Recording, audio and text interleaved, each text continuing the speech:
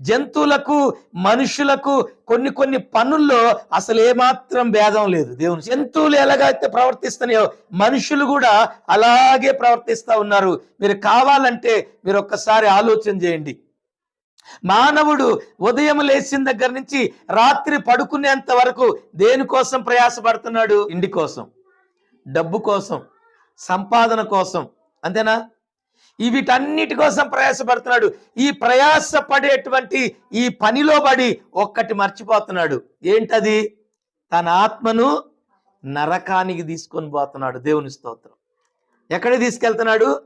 నరకానికి తీసుకొని పోతున్నాడు. నరకానికి ఎలా తీసుకొని వెళ్తుండంటే, మానవుణ్ణి సృష్టించినటువంటి సృష్టికర్త అయినటువంటి దేవుణ్ణి వదిలిపెట్టి సృష్టిలో ఉన్నటువంటి సంపాదన కొరకు, తిండి కొరకు మానవుడు ప్రయాస పడడం న్యాయమేనా?